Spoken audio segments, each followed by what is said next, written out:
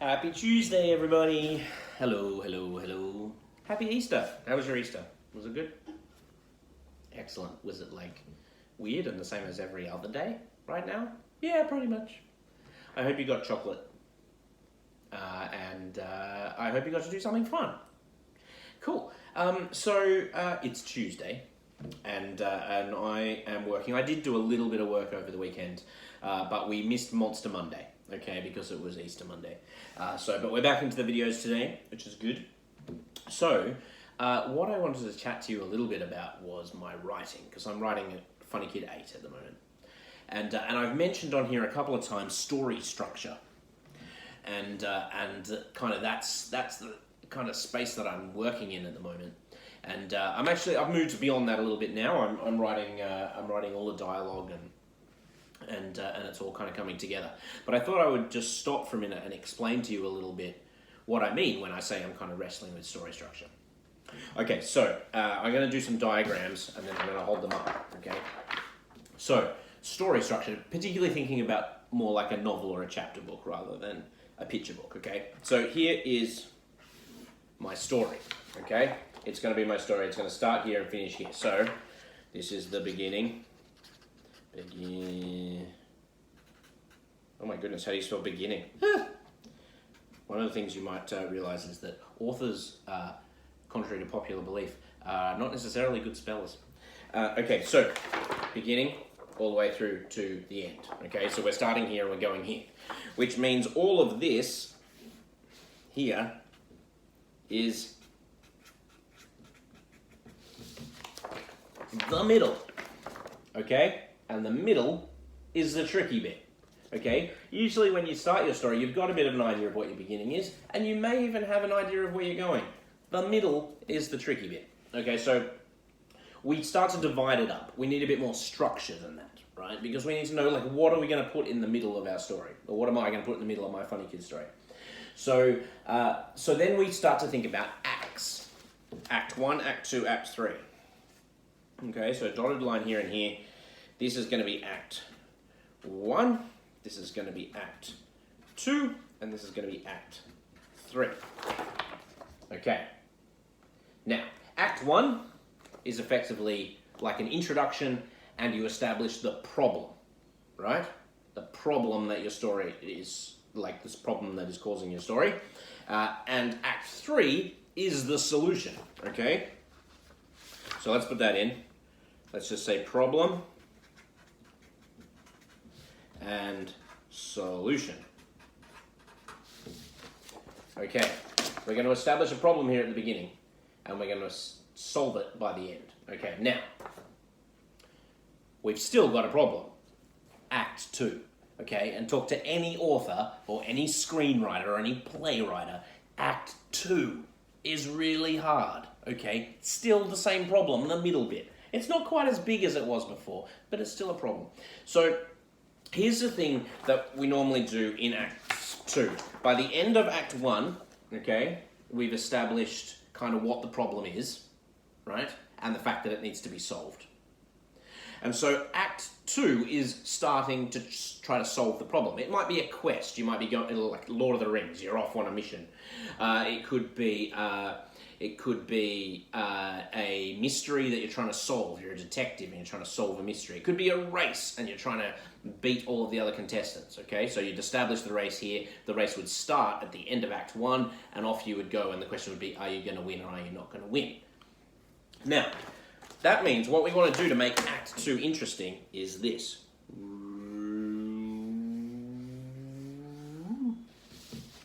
Okay. See this curvy line? Up here is the positive, and down here is the negative. Here's what this means. You know what the problem is. Now, is the character going to be able to solve it? Oh, no, I don't think so. Oh, hang on, then they had an idea. Oh, yes, maybe they will be able to solve it. Oh, now that didn't work. Now they're further away than before. But then that changes and they get another idea and they're closer than they ever were before. And then, oh no, now it's not working again. Oh, and up, and you get the idea. The point is, this point is important. This point right here. At the end of Act 2, you want your character to be as far away as possible from achieving the solution, the furthest they've ever been from their goal. Okay? So, there's also something that sometimes comes in here, which is a midpoint, which happens, you guessed it, in the middle. But we might talk about that another day. So, this is a story structure. There are many story structures. There are 3-act structures. There are 5-act structures. If you've read, most of the Funny Kid books are 3-act structures, but if you have read Funny Kid Slapstick, the ice hockey one, this one is a 5-act structure. It's a 5-act structure because it follows the kind of rhythm of a pretty traditional sports movie plot, and they are traditionally 5 acts. Okay, so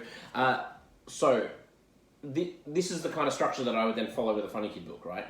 Now, notice none of this is actually the story. None of this is actually what happens in the story. What this helps me to work out is the pacing of my story. Okay, so how fast things are moving along, and how to put the right scenes and the right events in the story in the right place so that it really kind of sucks you into the story. Okay, and so what I mean when I say I'm kind of wrestling with story structure, I'm reshaping my story, is I might have an idea for a particular scene. So I've got my problem, I know roughly what my solution is going to be, and I've got an idea for a particular scene of conflict, okay, between Max and Abby or whoever, that is, I have to work out where to put it, okay? It's not just that, oh, it's going to go here. It's more like, is this going to be the furthest away from their goal that they're ever going to get? Well, then it probably needs to be here. Because if you have the hardest thing, the hardest problem happen here, and then the easier problem happen here, then, like, when you're reading the story, it's going to feel like, oh, but this is not a big deal now, because they already solved the difficult problem back here. You need little problems, bigger problems, biggest problem. Okay, this is what I mean when I'm wrestling with story structure. And can I be honest for a second? I mean, I'm always being honest with you, but particularly, sometimes writing's really hard. Like, I've got a pretty cool job. I've got an amazing job. I love my job, right? It's brilliant. And I feel very, very fortunate to be able to do it. But it's not always easy. And it's not always fun.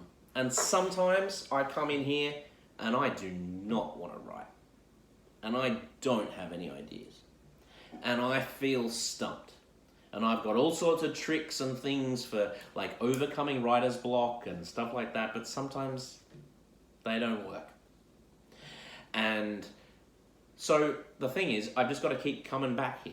I've just got to keep coming back here, keep sitting down, and keep working on it. And as you follow along with me, as I talk to you about creating a Funny Kid book and all of the work that I'm doing, you will see that. You will see that some days I'm like really pumped, and some days I'm like, oh, I don't want to do this. Okay? And that's just the nature of work. And anything that's really good is hard. Anything worth doing is hard. And so sometimes creating a story is hard work. And usually, for me, it's around this stage. It's around making sure things are feeling like they're going at the right speed and they're in the right spot. Okay, that was a long one today, and it was a kind of technical one. I hope if you're interested in writing, or if you're writing your own story, especially a longer story, then story structure is super, super helpful. And there's heaps more about it on the internet you can read if you want to go into it a whole lot deeper. There are other things. There are midpoints. There are inciting incidents. There are all sorts of there's a hook that you can use. I use a hook a lot. We'll talk about that more another day. I hope you have a great day today. I hope you make something. I hope you can be creative. I hope you can invent something that wasn't there yesterday. And I hope you have fun doing it. All right, I'm going to get back to work. See you guys. Bye.